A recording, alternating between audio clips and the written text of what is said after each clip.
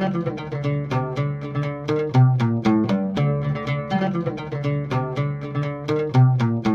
defense would like to say, and remind everyone, that the circumstances in Gotham are unique. The presence of supervillains requires Batman to have to go beyond what Commissioner Gordon would normally be able to do. This isn't just the case of hoodlums and the mob and all of that and people knocking out convenience stores. We're talking a sadistic maniac, the Joker, who commits mass murder, has even launched nuclear weapons at one point in the graphic novels. Mm-hmm. This requires extraordinary methods that go above and beyond what the police force would normally be authorized to do. I can see what you're saying, but unique is in the eye of the beholder. Laws are laws. If God has established a law, we are to obey this law. But can there be any question that the circumstances in Gotham are different than they would be in Minneapolis? It's questionable. You know, we're here in Minneapolis, and I've never personally seen any masked villains. It doesn't mean they're not out there. But we're not talking just masked villains here.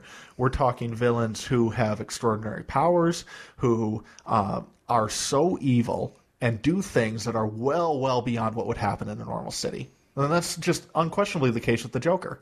He has committed murder over and over and over again, and not just small things. We're talking mass murder, attacks on Gotham. He once killed Robin. Yes, with a lead pipe. And yeah. I really dislike Robin. All Robins or just that Robin? Yeah. No, I don't dislike Robin. I hate Robin. the character. So that's I kind of was a fan of that. Well, if you dislike Tim Drake, that's one thing. Yes. But look at take The Dark Knight for an example, and I'm using that one a lot because I think that's probably the best known Batman source right now.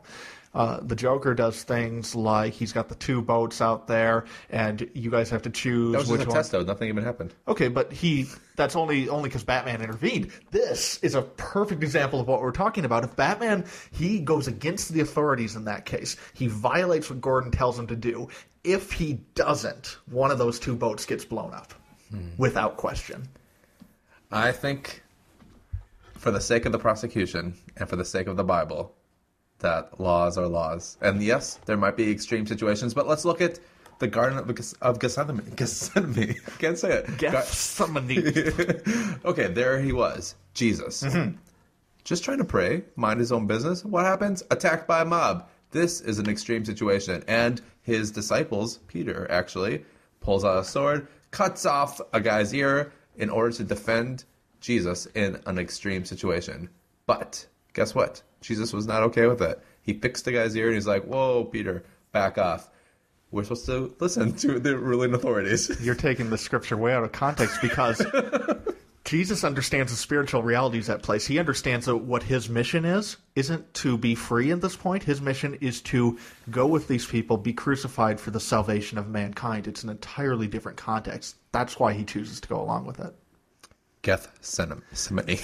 I can say it. Or what about the case where another case of spiritual matters in the Bible? Jesus goes and commits vandalism in the temple, which would have been against the law. He makes a whip. He knocks over tables. He goes crazy in order to defend the name of his Father. In his defense, though, the temple actually belonged to him because he is God. So he yes. It's like in this house. If you knocked over your own bookshelf and broke it with an axe, not vandalism because you own it. But according to the laws there, and people who didn't know he was divine, he was in violation of the law. I know, but who cares if the other people knew? He knew that he was. So it's okay because it served a higher purpose. It's okay because it wasn't vandalism.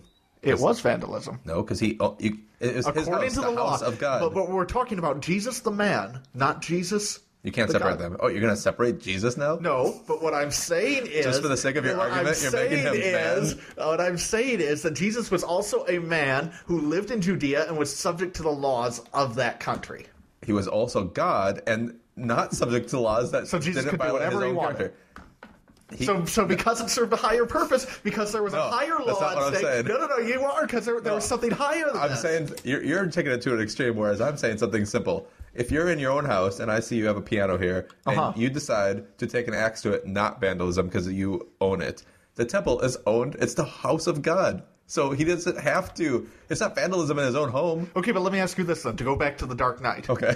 What you are saying, the logical conclusion of your argument, Just to remind everyone of the scene, here's the circumstances. Joker has hostages in an office building. Okay. He has given these 2 boats a deadline. At midnight, he's going to blow up both boats if one of the boats hasn't already blown the other up. Okay. Correct? Batman's about to fly into the building. Gordon tells him, no, you are not to do this. I will not let you do this. He pulls a gun on him to stop him. Batman violates what Gordon says, ignores him, goes above the law, even winds up beating up several cops along the way, and by doing so stops the Joker from blowing up the boats. According to your example, Batman should have said, okay, Gordon, I think you're wrong, but I submit to you.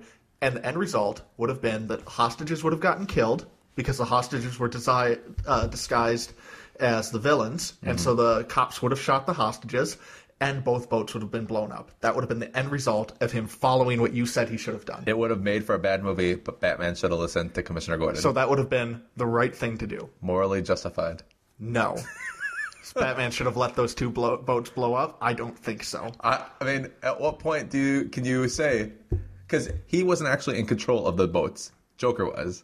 Okay. So he wasn't actually responsible. No. He could make a difference, like you said, and he did in the movie. But the only thing he could actually control is his decision to make the right decision right there. Let me pull a quote out for you, and I don't remember who said this right now. So it could just be made up then. No, it's not made up. We can Google it later. Okay. We'll make a video of this part, and I'm going to put it in the subtitles. Okay. Take that, Matt. Go. All it takes for evil to triumph is for good men to do nothing. Is that from a comic book? No. Here, you talk for a second. No, you don't need to Google it. We can do it later. Okay. So, all it takes for evil to triumph is for good men to do nothing. Exactly. Signed, Superman. No.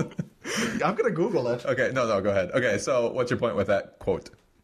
My point is that what you're saying is that it wasn't Batman's fault. What the quote is arguing is that if Batman does nothing, evil triumphs, and he has a responsibility to stop that if he is able to do so. Sometimes the right thing to do is nothing. So the right thing to do would have been to let the boats blow up and all the hostages die. Okay. That is what you're saying. Edmund Burke. Hey, that's Juliet's husband on Lost. Yeah, he's a philosopher. Cool. Anyways, I mean, I can definitely see what you're saying, and trust me, I don't want any hostages blowing up. Yes, you do.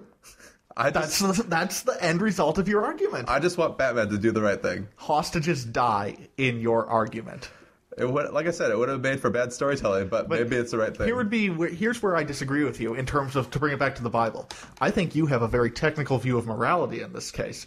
I would say that you have to be able to look at the individual circumstance, see what the situation is, see that Gordon is emotionally impaired in that moment, is not making a wise decision. Why was he emotionally? Because Two-Face had his family as hostages, and he just found this out. Right, forgot about that. Yeah. I haven't seen it for a long time. So... Gordon is emotionally impaired. He's incapable of making the right decision. Batman knows that if he doesn't act, people are going to die. Hundreds and hundreds of people are going to die. And he moves in and stops that. And as a result, here's the other thing you have to consider, is that Batman captures the Joker at the end of that scene. If he doesn't do that, if he doesn't act, the Joker remains free and continues terrorism throughout Gotham City. If I had Batman's abilities, I'm not saying I would have listened to Gordon. Right, because it would have been the wrong thing to do. Because it feels right to act and to save people. Yeah. But if we're just looking at Romans, is that what you were? Romans? Yeah. If we're just looking at Romans, there's no... But this is my point. You have a very technical view here. I'm saying, if we're just looking at the Bible, which is what we do at the Sci-Fi Christian. Yes. Then there's no footnotes that say... Well, just ignore this if the person's emotionally impaired, and also if you're dealing with a supervillain in a highly extreme case. But sometimes when you are in the middle of battle, you have to act to do the right thing.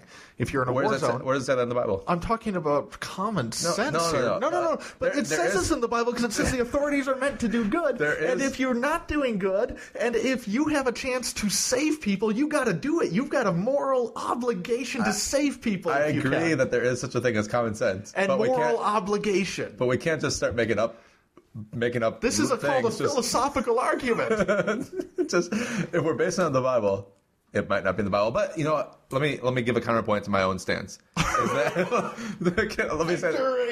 me just say this: that I think everything in the Bible is truth, but not all truth is in the Bible. Right. So an argument against myself would be, maybe what you're saying is true, just it's not necessarily written word for word in the Bible. No, it's not. That's why we can't just have a technical view of morality. We have to take into consideration all the variables in the circumstance and what's the philosophical right thing to do that is not in contradiction with Scripture. I think if we look inside ourselves and we say, what would you do in that situation? I said it myself, and I know that you would do it too, that we would save the people. And I think it would be the right thing to do.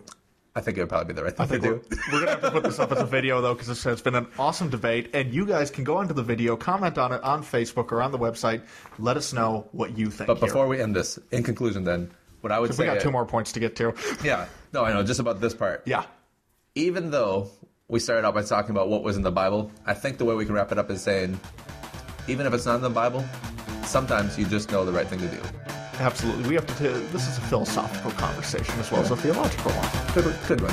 All right, so we move on to motive. Let's move on It was fun. to motive. I enjoyed that.